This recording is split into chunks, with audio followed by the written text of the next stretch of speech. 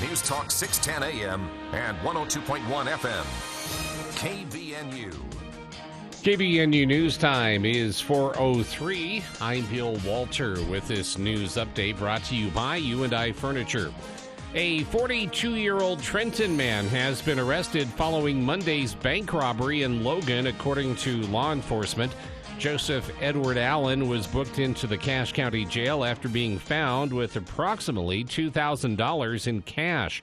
Logan City Police Captain Shand Nazar said officers were called to Golden West Credit Union at 220 East 1400 North this morning at about 9:05 a.m. Bank employees had triggered an alarm that notified 911 dispatch operators of the robbery. Allen allegedly entered the bank and demanded money. He was reportedly wearing black clothing and a face mask. Nazar said Allen was carrying a backpack and allegedly fled the bank on foot. He did have a knife on him, although it was not brandished or used during the crime, but he did have a knife on him. Now, bank employees were able to provide information and surveillance footage of the incident. Nazar said officers tracked Allen to the Lowe's Home Improvement store directly north of the bank. They evacuated the store and located Allen without incident. Nobody was threatened. Certainly this was a potentially dangerous situation. If he's able to rob a bank, he could pose a threat. However, no threats were made, and we don't believe that anybody was in danger. Hardware store was reopened just before 10 a.m. Police did not believe any other businesses in the area were in danger. KVNU News Time is 4:04.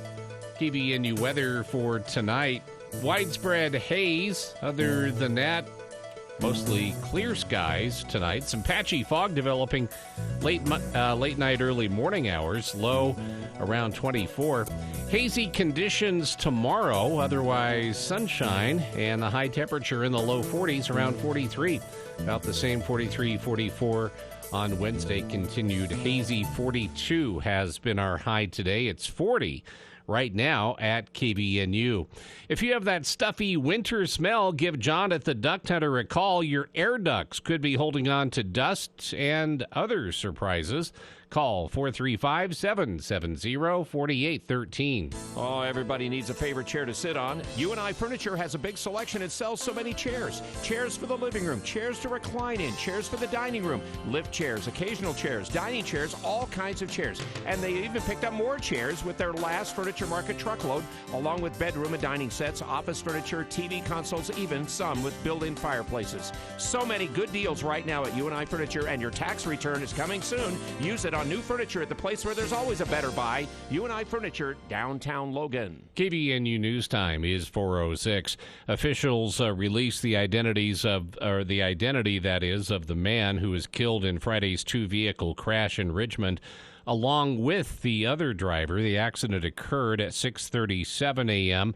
on Friday morning along US 91.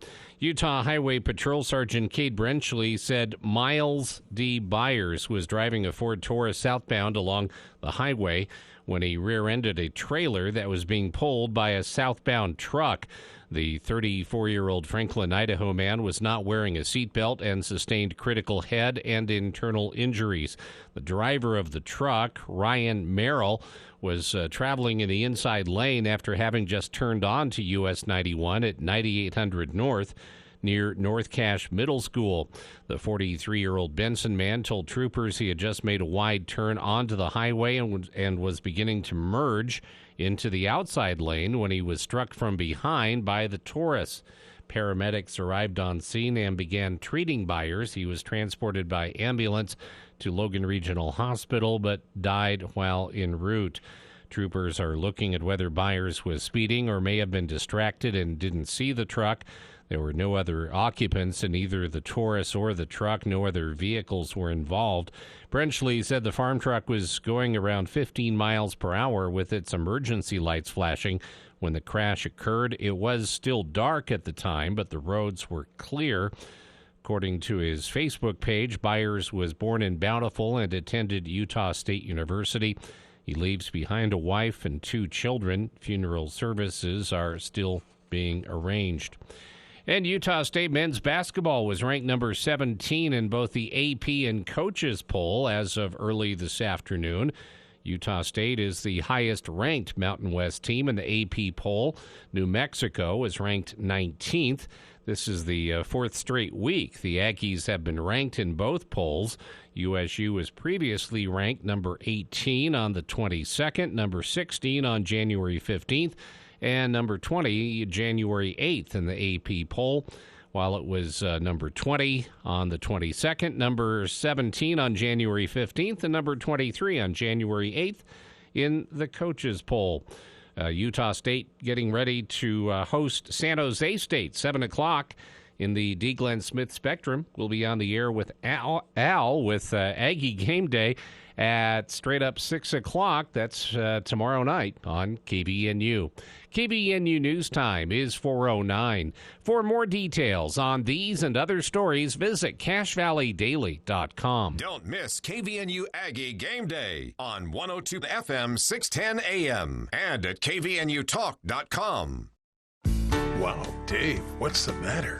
You don't look so good. You look like you're under a lot of stress. You're right, Bob. And looks aren't deceiving. I thought turning 65 would be easy. Boy, was I wrong. Every day I go to the mailbox, I'm inundated with mail, bombarded with phone calls from telemarketers, and when I turn on the TV, all I see is Medicare commercials. It's like a bad dream I can't wake up from. I know how you feel, Dave. I felt the same way. So what'd you do? I went to Jessup Insurance. I can't believe the peace of mind they've given me. They've helped me to understand Medicare and explained all of my insurance options. Dave, hey, Dave, where are you going? I'm heading to Jessup Insurance to get rid of this bad dream. Say goodbye to all the Medicare confusion. Call Jessup Insurance, 435-213-3200, or Google Jessup Insurance. Jessup Insurance and Retirement Services.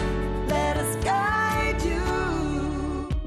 It's never too late or too cold to get rid of that old vehicle. Now is the time to earn extra cash by calling DD Auto and Salvage. Let them pay you for that junk vehicle. DD Auto and Salvage makes it so easy and fast to get rid of your junker vehicles by paying you the most money possible. Pickup is available. If you have metal, DD Auto and Salvage in Logan wants to pay you today. Call 787-1204. That's 787-1204 today. See store for details. Do you know a veteran in need? Nation's Finest, through the VA's Supportive Services for Veteran Families program, helps veterans and their families struggling with rent, employment, and other housing-related costs. Today, Nation's Finest operates more than 30 locations in California, Arizona, and Nevada, helping thousands of veterans every year. Visit nationsfinest.org or call 1-833-468-9676. That's 1-833-468-9676. I see you finally got a new helmet. I did. Bought it cheap online. Follow me. We'll turn off here. I'm right behind you. Watch the cars. They can be crazy. Teddy! No! Are you okay? Somebody do something! Was this young man hit by a car? Yes, and his helmet is smashed. It's a brand new helmet. It's probably a fake. Fakes cause real harm. You're smart. Buy smart. Brought to you by the National Crime Prevention Council and the U.S. Patent and Trademark Office. For the people. We are waiting with bated breath for news from the Cash Republican Party meeting an executive committee tonight. With Jason Williams. And I'm really excited about this next segment. We have two guests here in studio. We're going to talk about something that we've talked about many times here on the show, but from a bit of a different angle. Weekday afternoons from 4 till 6 on News Talk KVNU, 610 AM and 102 FM.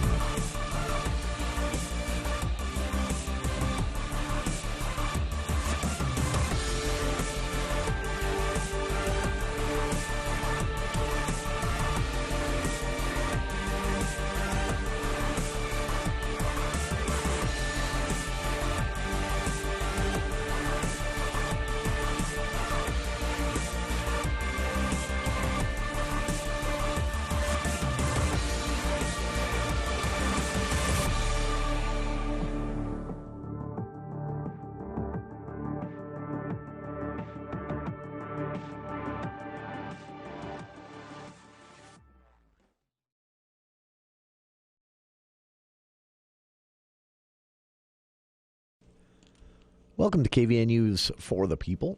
It is Monday, January 29th already, the end of January this week. I'm Jason Williams, Bill Walter here in the studio as well.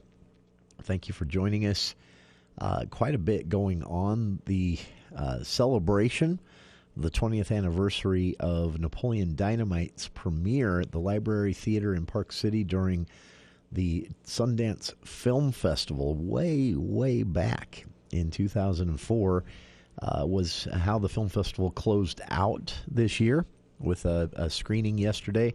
I've posted a photo of the cast as they currently look from the press event that happened in Park City yesterday as part of the closing day ceremonies, and I've shared that on our Facebook page. If you want to see what Pedro, Napoleon, all of them look like 20 years later, it was kind of a fun photo to see. This, of course, will be picked up again at the Eccles Theater in May, a full night of events there, which is going to include cast members in the theater itself, and then wrap up with a screening of Napoleon Dynamite.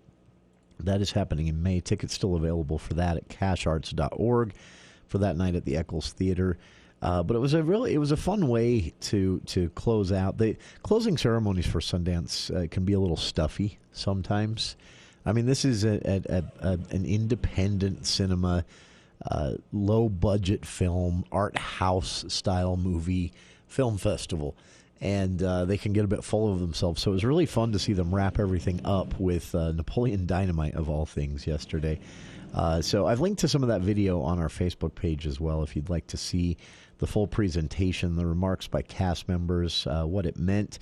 And the part that was the most fun for me, Bill, is we all know now how successful this film was in the end, and how it so quickly became a cultural phenomena. And, it's a classic now. Cult classic, if you want. But on the surface, people thought, oh, another nerd film. It's not going to do anything, But the whole look of it and everything, the very presentation where they filmed the movie and how it was done was very Sundancey. Yeah, it was very independent. It was film. Super low budget. Yeah, it was. All the locations were real locations that were donated, including that home that still exists in Preston, by the way. The famous, although the Big J's in the one in Richmond, the one tore that one down shortly after that. Yeah, built a new one. So that's a different building now from the one that you'll see in the film. Same geographical location, but different building. And also some of the iconic shots from around town during the film are places in Preston where some residents in the city have even put up signs. Sort of like a historical Napoleon Dynamite historical tour. It's a fun thing, but it's really strange as well to consider this being 20 years old. But it was really fun to hear the cast remark during the ceremony yesterday, both closing the film festival out, but also celebrating Napoleon Dynamite and its Utah roots and southeastern Idaho roots. It was fun to hear them talk about their expectations at the time, which their expectations were zero.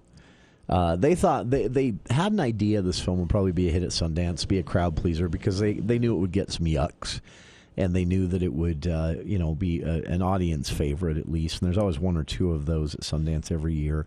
Some others that have come out of Sundance like that, Little Miss Sunshine is one I can think of, but they said they knew it would be a Sundance hit. They knew it would be talked about, and they knew that the filmmakers, director, writer, and the cast, through the popularity at Sundance, would at least get follow-up opportunities. And that's where their expectations stopped in 2004. They thought, well, this will be a great film to get us on the scene and get people knowing our names and knowing that we can make a decent movie that can please crowds. And so then they were already starting to think about and talk about what came next for them after the premiere at Sundance, and they saw the audience liked it, and they saw that the screenings were filling up, and Sundance was adding additional screenings. They thought, okay, this is the success, this is the realistic success that we thought would happen. And they decided that was probably, where it would end, and they would now, parlay that into their next venture. Little did they know that before the end of the 10-day film festival, their film would be bought for an astronomical sum by a large distribution studio and company, and would be put in theaters around the nation and then eventually around the world, and would enjoy a pretty long and very successful run. Now, this didn't set any, box office records in 2004 as it played in theaters later that year. It made its money back about 25 times over. And as you mentioned, Bill, this was a very low budget film to make. So they made their money back 25 times over. But it also, one of the things that, it's sort of an industry thing that was discussed during the Sundance event yesterday, is that it showed, so there was a lot of talk at the time, and it's kind of come around again, that that things that can be cyclical about media, about movies, music, book, publishing, any type of entertainment that requires going through traditional gatekeepers and publishers and distributors and things like that. There's this cyclical thing that will happen where it starts to tighten, and then it will burst and get loose and easy and then tighten up again. And there was talk at the time that it was the days of independent filmmakers being able to break through into Hollywood as we think of it, or widespread theater distribution for a low budget independently made film. There was talk at the time that those days were over, that Sundance had ushered that in the mid-'80s, and it had enjoyed its heyday in the 90s and early 2000s, and then the studios just started making those movies. The studios realized how popular independent film was, and so they just started signing off on low-budget movies made through major studios who had a lot of money they could throw at these projects, but they would say to these independent filmmakers, hey, we'll go through the traditional Hollywood channels and we'll give you $1.5 million, which for a studio is very cheap to make a movie, and there was no reason for independent filmmakers to say no to that.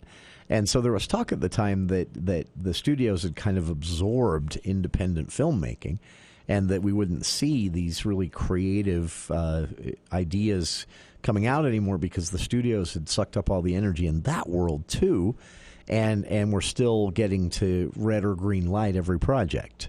And so they'd kill off the creativity that film festivals like Sundance embodied. Napoleon Dynamite comes along after being shot down by every major investor that they sought. They proved through... And, of course, those investors later can you imagine, kicked themselves. Can you imagine being one of those people that met with Jared or one of the other filmmakers and said, no, this isn't right for us at this time. We don't want to spend this kind of money on this kind of film right now. Thank you, though, for coming in. And then you watch the next year and a half play out and just kick yourself. That's what Napoleon Dynamite embodied. It revived the independent film, for lack of a better word, industry.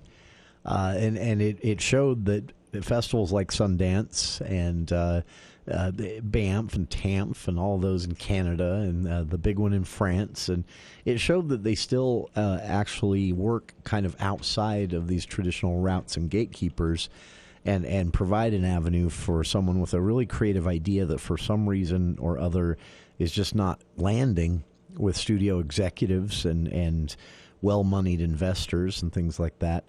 That they can still produce something that breaks through and then sort of changes. So this is what you see every time. Every time there's a film that comes out of Sundance and becomes a huge hit, either a box office success or a cultural icon like Napoleon Dynamite, then you see the copycats. Every studio at that point green-lighting, a million films that are playing off of the success of Napoleon Dynamite or Little Miss Sunshine or any of these that broke through to mainstream from Sundance. And that is fun too in its own way, but it succeeds like the original. But yeah, Napoleon Dynamite 20 years ago showed that this independent world is still alive, and that the Sundance Film Festival here in Utah is still getting a lot of films out to audiences that wouldn't otherwise. And along those lines, no big announcement as Sundance closed, but there were rumors going around, and the lack of big announcement has poured gasoline on the fire of those rumors. But one thing that is known is that the Park City and the board of the Sundance Film Festival have been in conversations several years in a row. And what the issue is that as Park City grows, as the size of the film festival grows, every year they have these conversations about, can we do this again? If you've ever been to the film festival during or been to Park City during the film festival, you know car travel is impossible. I don't know. These people I see with Utah plates that get themselves up on Main Street in the middle of the film festival, I want to just go over and knock on their window and say, you know, if you didn't know the film festival was going on and you were surprised by that, okay, fine. But if you knew it was going on and you drove up to take a look and got yourself on Main Street for 2 hours of stop-and-go traffic down a little 3-block stretch, it's crazy. And then film festival goers also complaining a lot because of the timing in January. Of course, the ski season is in full rage. And so as the lifts open and as the lifts close, it further compounds the traffic issue. Yeah. So a lot of people miss their films and things like that. And I guess the best thing, if you're from the local area like Salt Lake or Ogden, take the UTA bus, I guess, or I guess Trax trains. They don't go up to Park City, but I'm sure the bus does. Yeah, they do have a regular UTA bus that goes through the canyon and back, I think, every hour, I believe. But that's what the discussion is, that Salt Lake City and Park City are going to have to start teaming up a bit more. That public transit needs to play a larger role in big events in Park City like the Film Festival. The Film Festival has been asking for that forever. UTA has not been very keen on the idea, and lawmakers here in Utah have not been keen on funding, setting money aside, specifically for a single event, public transit funding. But all of that might change.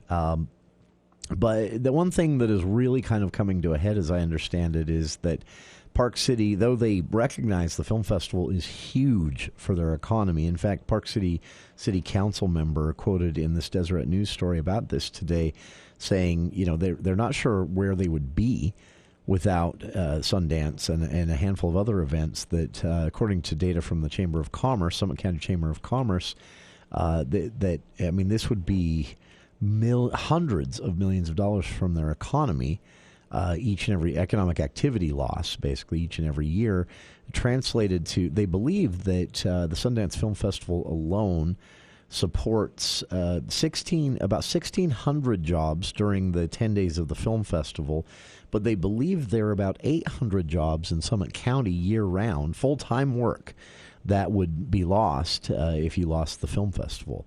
That said, they're talking about it. Redford, founder of the Sundance Film Festival, said that as long as he serves on the board, it will always be in Park City. He said that a couple of years ago. But Eugene Hernandez, Sundance Film Festival director and head of public programming, said that they acknowledge that it's become a bigger burden on Park City each and every year, and they're also aware that there is a time when it maybe becomes unsustainable. What happens then?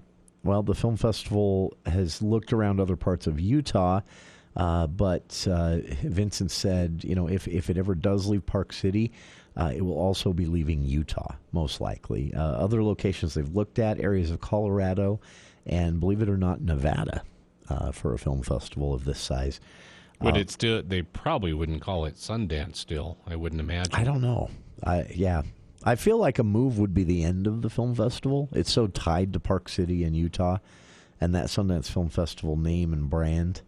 But I guess conversations are getting more real about this because Park City is saying they're not sure, as the film festival attendance continues to grow each year, they're not sure that this is sustainable or even safe for the public any longer. That many people in such a small area for so many days.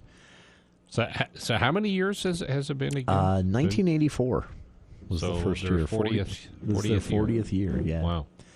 But yeah, it's big. 10,000 people a day is the estimate make their way through Park City for 10 days, and they spend a lot of money. We'll be back right after this.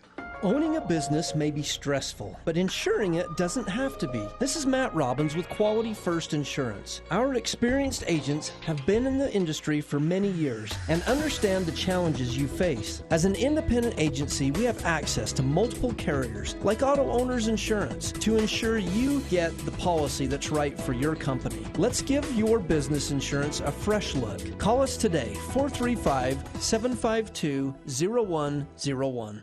What I know about courage, I learned from my adoptive mom. She said sometimes you just gotta hold on and know we'll get through this. Mom, we are so high up. Hold my hand. No, you hold my hand. Here we go. Learn about adopting a teen from foster care. You can't imagine the reward. Visit adoptuskids.org to find out more. I learned patience from my adoptive dad. All he had to say was, "Hey, you got this. Just breathe." Hey, we're pretty good. Yeah. Might have to start a band. I got it. Learn about adopting a teen from foster care. You can't imagine the reward. Visit adoptuskids.org to find out more. This message is brought to you by Adopt US Kids, the U.S. Department of Health and Human Services, and the Ad Council. Sweet.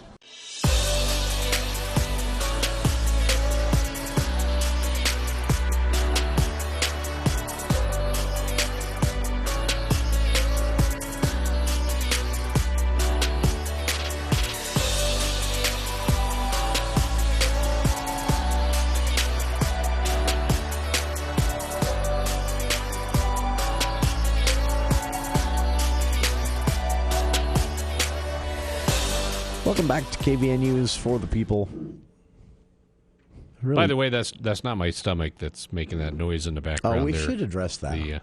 I don't know if people can hear that. But he told me his name, and now I can't remember his name. But there's a man on a ladder outside our studio, and they're I'm not sure what with a power drill. Yeah, I'm not sure what he's installing up there, but it gets a little loud. So if you hear what sounds like a chair being dragged across a wood floor.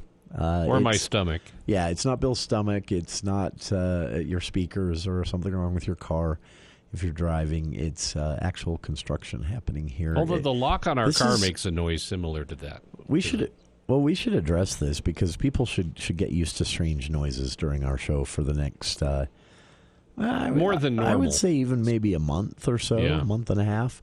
For those who can't see what I'm seeing, so right now across the hall from me. Our engineers are in the VFX studio tweaking and toying with some of the new equipment in that studio, which has been demolished and rebuilt in a completely new design. Looks nice, too. It looks very nice. This is going to be happening to our studio eventually, although, as I understand it, we are maybe the last one that they're going to do because we have the most complex, the biggest studio here. And the redesign is going to, as I understand, take a little more effort. We complain the loudest. Yeah, we're the most vocal if nothing's perfect, and they're getting sick of me saying I want my own cough button. In fact, I got to remind everyone. I think they're just going to leave week. you a bag of cough drops. You know, if they don't put a cough button on this, I'm buying my own inline clicker of some kind, my own expense, because. So the cool studio is in the midst of being torn down. It's next on the list. Yeah, and for you listeners, if we do this right, for you listeners, you won't notice, this won't be noticeable to you, other than during our show, some strange noises in the background of drills and hammers. And they had a jackhammer on cement here a few weeks ago, but luckily that was before we were on air. It's a big renovation happening here throughout the Cache Valley Media Group, from our, the overall appearance of our hallways and restrooms to each and every studio being torn down and restroom rebuilt. Looks really nice too. Yeah, and of course, what makes this unique is we can't be down. We can't just say, hey, right now the Millville Maverick is closed for renovation for about 3 weeks. I don't know. People have been asking, are the gas pumps in operation? I don't know. If anyone has stopped and been able to... I was told that the software that runs those would be offline too. So my understanding is nothing's happening at that Millville Maverick for the next, well, they're a week in, so 2 more weeks. That's my understanding. But a lot of folks have been asking. That's apparently a popular gas stop for the south end of the valley. I don't know. So if anyone stopped by and been able to purchase gas, let me know. But the last I was told is that those pumps couldn't operate if the computers inside were offline, and they would be. So, well, Macy's is just Macy's isn't far. A couple miles up the road. There's a Chevron in Hiram. There's also the out on the highway, straight through 3200 South, which has a light now. You can get to the other one out on the highway. So probably won't be running out of gas, but I don't know if you can purchase gas there. Either way, they shut down. We can't. So we're trying to do this, keep every live show running, morning and afternoons, keep everything hopping here, while at the same time completely tearing down the studios to the cement floor, literally tearing the studios out and rebuilding entirely new modern design studios with some higher tech equipment and more. It's a huge project. It's going to take several more months, I would say, until we're done. But there's that sound we're talking about. That's not your car. That's here. But yeah, so if you hear strange noises, if you hear Bill and I sound like maybe we're broadcasting from from one of the newly remodeled restrooms up front, that might be the case. That might be where might be the only place they have for us that day. But we've got the equipment to broadcast from anywhere. Well, there's only one chair in there. Yeah, there's only one sit-down. We'll have to take turns. Spot. Yeah, but. Yeah, it's going to be interesting, and so hiccups, noises, things like that, we apologize. But end result of this, it's going to allow for a flashier look to the whole station and the studios, which will keep us happier. But also for those that come on the show as guests here in studio. I'll have to wear even a collared shirt every day, probably. For a while, at least. Keep up with the flashiness. For a while. And for those who join us even by phone, the technology is going to allow us to do things that we've been restricted, unable to do as far as show production and things like that. It's going to be very cool. So bear with us. But that noise you keep hearing, it is not your car. It's not your speakers. It's not something on the roadway. It is here at the studio, and I'm going to go see during the news here. While you get to that, Bill, I'm going to go see what he's installing because now I'm curious. I just saw him lift something big and metal and L-shaped up into the ceiling, and I want to know what it is. It might be top secret. He might not be able to tell me. I'm not installing anything. No. I'm going to go find out. You do the news. Deal? Okay. All right. Deal. All right. A look at the news now with KVNU's Bill Walter. Thank you, Jason. KVNU News Time is 4:35, and the news is brought to you by Mount Logan Laundry. Utah is poised to become the next state to regulate bathroom access for transgender people. On Friday, its Republican-controlled legislature passed a measure that requires people to use bathrooms and locker rooms in public schools and government-owned buildings that match their sex assigned at birth. Under the measure, trans people can defend themselves against a complaint they used an improper bathroom by proving they have undergone gender-affirming surgery and changed their sex on their birth certificate. The legislation also requires public schools to create privacy plans for transgender students and others that may not be comfortable using group bathrooms, for instance, by allowing them to use a faculty bathroom. Darius Brown scored 19 points. Ian Martinez had 18 and 17th ranked. As of today, Utah State beat Boise State 90-84 in overtime Saturday. In Boise, Great Ozabor had 14 points, 10 rebounds, and 7 assists for Utah State, which earned its second straight win. Josh Udije had 18 points on perfect shooting from the field. The Aggies trailed 75-72 with 1:05 left in regulation, but Udije made a jumper with 10 seconds to go. After Omar Stanley went 1 for 2 at the line for Boise, Martinez converted a tying layup with 1.3 seconds left. Aggies then went 10 for 11 at the line in overtime. Tyson Degenhart scored 24 points for Boise State. Utah State is back at home hosting San Jose State tomorrow night, 7 o'clock the tip. We'll be on the air with Al at straight up 6 o'clock Tuesday night on KBNU. News time is 4:37. The colder weather is here. Are your quilts and blankets looking dingy? Is your winter coat or jacket dirty enough to stand in the corner just by itself? Well, go to Mount Logan Laundry. It'll take no time at all to freshen up everything. They have the 55 and 80-pound washers, the biggest around, and great big dryers, too, and it costs a whole lot less than dry cleaning. Free Wi-Fi and drop-off service. Mount Logan Laundry really is the cleanest spot in town on the corner of 5th East, 9th North in Logan, or in Brigham at 1st East, 7th South. Mount Logan Laundry. ABC News, I'm Chuck Severson. The judge has denied the request for a new trial for Alex Murdaugh, convicted about a year ago of shooting to death his wife and son. At the South Carolina hearing, Judge Gene Toll said there's no evidence the court clerk's comments to jurors made any difference. The clerk of court allowed public attention of the moment to overcome her duty. U.S. forces may have mistaken an enemy drone for an American one and let it pass into a desert base in Jordan where it killed 3 U.S. troops and wounded dozens more, that from American officials. Urging more U.S. military aid for Ukraine, NATO Chief Jens Stoltenberg at the State Department. It will be a tragedy for the Ukrainians if President Putin wins, but it will also make the world more dangerous and us, all of us more insecure. Tomorrow, House Republicans prepare impeachment articles accusing Homeland Security Secretary Mayorkas of failing to stop the surge of people seeking asylum at the southern border. This is ABC News. KBNU weather for tonight. Mostly clear, haze through the night, patchy fog after midnight, low in the upper 20s, partly cloudy Tuesday morning, then clearing with patchy morning fog and hazy conditions tomorrow, high around 40. Partly cloudy, then clearing on Wednesday with the usual haze, but mid-40s for the high temperature. 42 has been our high. It's 40 right now at KBNU. Everybody should have a favorite chair. U&I Furniture has all kinds of chairs, a big selection, lots of arrivals from their last furniture market truckload, lots more chairs, along with bedroom dining sets, office furniture, TV consoles, even some TV consoles with built-in fireplaces. Always a better buy at U&I, downtown Logan, 28 West, 1st North. Get more news at CashValleyDaily.com. Let's check Wall Street now with Edward Jones. This is Senior Branch Office Administrator Tony Smith with the Financial Market Report for January 29th. Markets will have a busy week of economic and earnings data to digest over the coming days.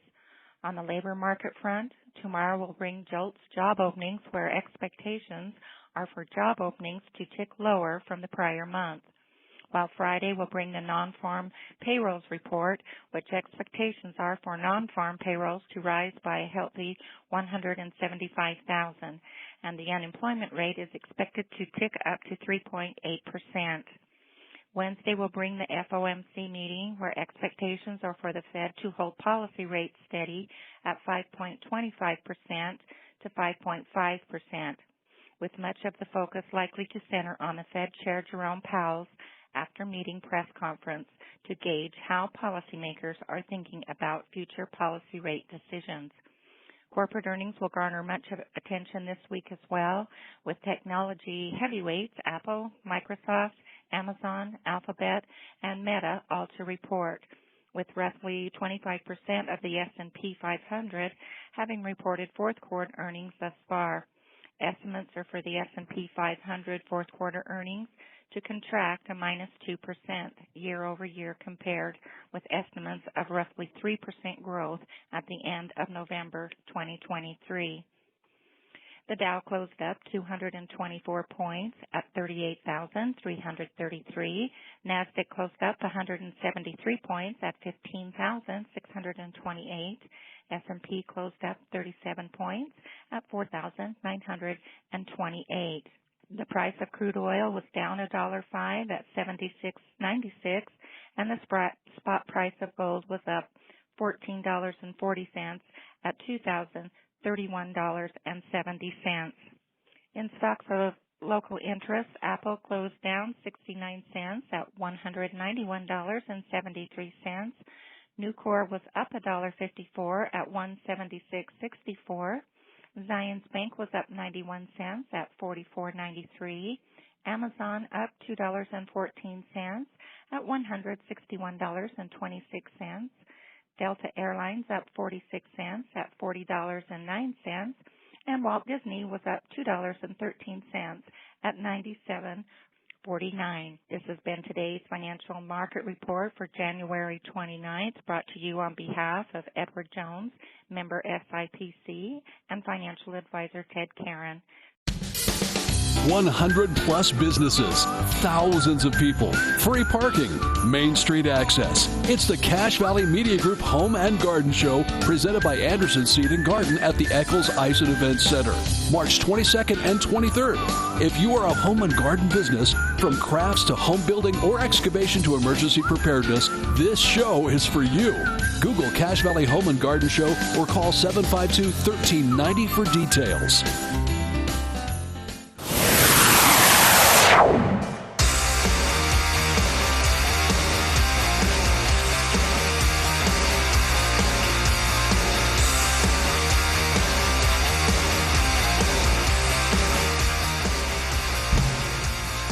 Welcome back to KVN News for the People.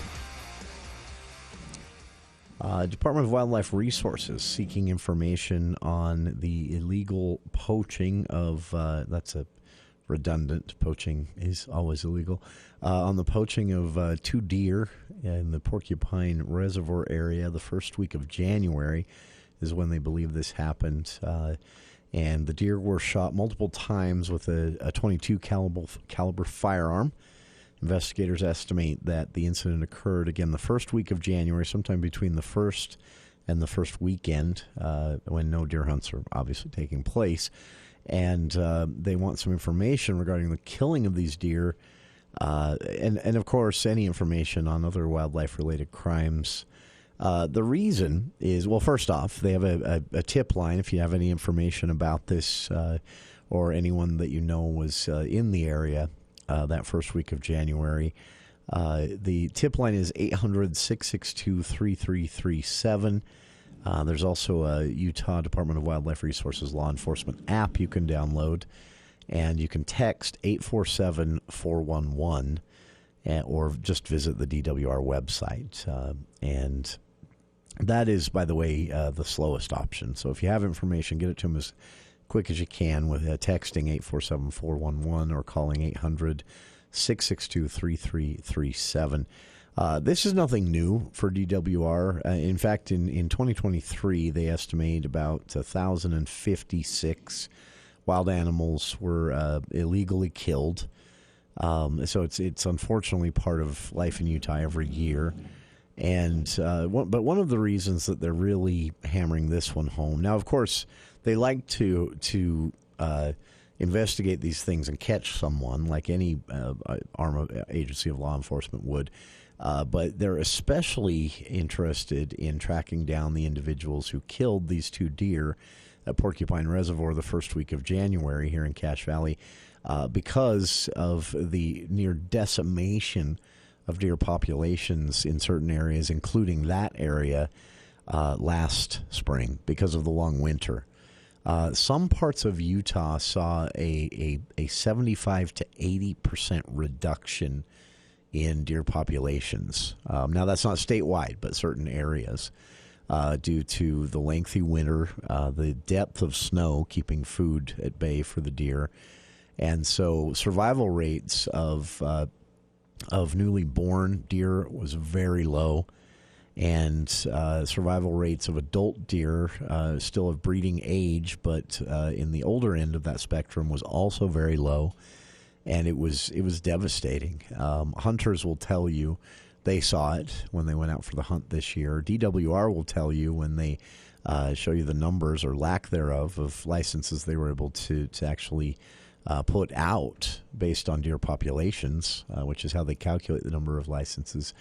And basically, DWR has 2 reasons to take an interest in 3, if you consider the fact that they are just supposed to enforce the law where they can.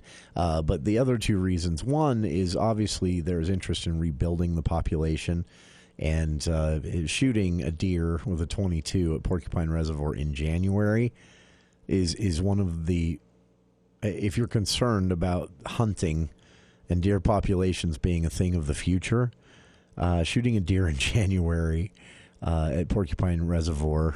This was a doe and they believe a yearling buck, both killed. It's estimated that one act by one boneheaded, or I would guess a couple of boneheaded individuals at Porcupine Reservoir the first week of January, it's likely that they took about, at a key time, they probably long-term took 20 to 30 deer out of the population over the next 10 years.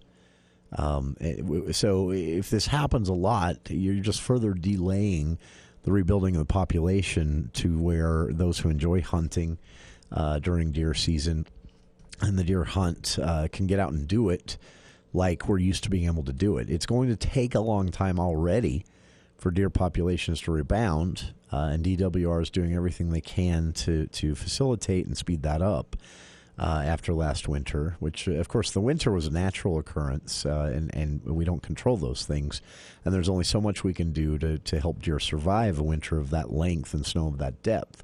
But once the damage is done, you have to let the population start to grow, and every little bit helps. Every single deer helps. So basically, this was a boneheaded move by, I would guess, a couple or even a group of individuals at Porcupine Reservoir one night during the first week of January that likely held, 10 years, looking at a 10-year period, held about 20 to 30 deer out of the population just by killing these two.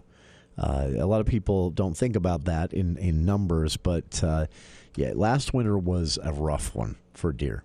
And if you talk to anyone who did go out hunting this last fall, it was very noticeable that the deer population appeared to be non-existent in most areas. Now, we know they weren't wiped out, but it's been a long time since so many of them were wiped out. And hunters noticed it this year. Hunting, by the way, is a huge part of northern Utah's economy each and every year.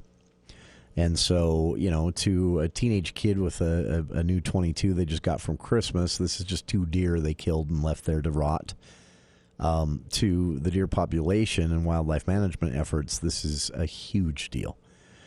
So they obviously want to make an example out of this and get word out. If they can track down who was behind this to let people know, this is always a serious thing. But right now, there's even more on the line, as deer populations are going to take years to rebuild anyway, decades after last winter. So, again, the tip line, if you have any information about the poaching of these deer in Porcupine Reservoir area, they were left right by the causeway, it sounds like, and they found the carcasses right by the reservoir boat ramp, and it was believed that this happened sometime between January 1st and January 5th. And, of course, no legal hunts were taking place at the time. So if you have any information, let DWR know, 800-662-3337, or text them at 847-411. You can submit information anonymously that way, 847-4111, or use the Utah DWR Law Enforcement app. There's also contact information at their website, but they warn that is the slowest way to do it. And for a local contact, if you have any information, help them out. Again, making an example. This isn't going to, put anyone in prison for 20 years, but making an example out of these things is going to help people from, not doing dumb things like this, and help the deer population rebuild faster. And again, it's already going to take a decade plus to get them back up to where they were before last winter. So DWR Officer Nick Vidrine is the contact here in northern Utah. You can contact him directly at 435-503-4971, and all the details on this, including all these numbers I've thrown out, in the story at CacheValleyDaily.com. I've linked to it on our Facebook page, and we'll be back right after this. I'm Larry Gelwicks, the getaway guru for Morris Columbus Travel and Princess Cruises, with the biggest cruise promotion of the year, including free open bar, free Wi-Fi, and free prepaid gratuities. Sail with Princess Cruises and get free. And for the best travel deals on the planet, give us a call at Morris Columbus Travel. Come on and get away, Morris Columbus. If you're near retirement or thinking about retiring, you probably have questions. How do you make your savings last? How much should you take out and when? You're ready for retirement, but are your finances? Your Edward Jones financial advisor can help you build a strategy to help your finances keep up with your long-term needs. You've done what it takes to get there. Now it's time to make the most of retirement. Call one of the 7 Edward Jones branch locations in Cache Valley or go to edwardjones.com. Edward Jones, member SIPC. Tuesday edition Clay Travis Buck Sexton show. We will dive into the ongoing battle over the Republican primary. Our friend Ryan Gerdusky will join us to actually break down the voting analysis for 2024. Who can be grabbed? Who is going to determine the outcome? We'll discuss that. Plus, Buck. The Senate deal looks like it's not going to go through. We'll talk about why that's a good thing on Clay and Buck. 10 to 1 on News Talk KVNU, 102 FM and 610 AM.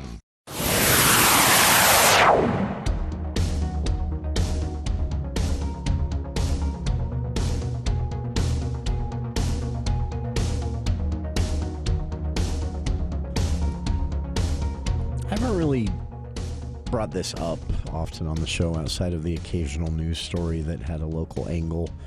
But, you know, everyone who follows the news, if you're listening to this show, I make the assumption you follow the news at least somewhat closely, and you're aware, you know, of what's going on in Israel and Gaza. You're aware of some of the controversy around pro-Palestinian protests here in the U.S., people calling for a ceasefire or for at least an increase to humanitarian aid to Palestinians who are displaced now by Israel's military efforts to track down and wipe out the terrorist organization Hamas that likes to hide itself in Palestine. I haven't brought it up because it's complicated and there are so many pieces to it to fully understand. And most of what you'll read, especially on Twitter or Facebook, is just an oversimplification that grossly misconstrues the situation.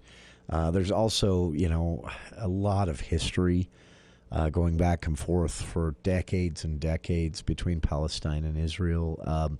There's a lot to it, and it can't be summed up by what most of our politicians are saying and by what most of our Twitter armchair experts are saying.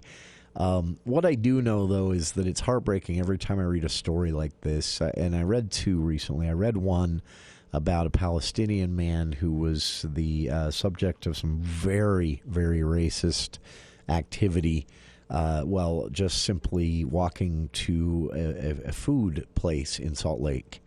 Some things shouted out the window of a car at him. I mean, it boggles me that we so quickly, we saw this after 9/11, and we so quickly reduce ourselves to like the lizard parts of our brain and embrace xenophobia and racism. And I get it, you know, world events can be scary, and the reaction to being scared is to, find someone to pin it all on. That was a story I read last week. The story I read this week that makes me bring this up today is a story in the Deseret News about the I don't know if I'm pronouncing this right, Kol Amai, I think is how you pronounce it, synagogue. It's in the Salt Lake foothills, and it's been there a long time, the synagogue. And the story in the Deseret News over the weekend told a story of the start of the Jewish Sabbath, and a police car manned by an off-duty cop that was parked at the entrance of the parking lot to the synagogue with its red and blue lights flashing. And that caught the attention of some journalists wanting, people wanting to know, did something happen? Was there a traffic event? Was there, and finding out that no, this was actually.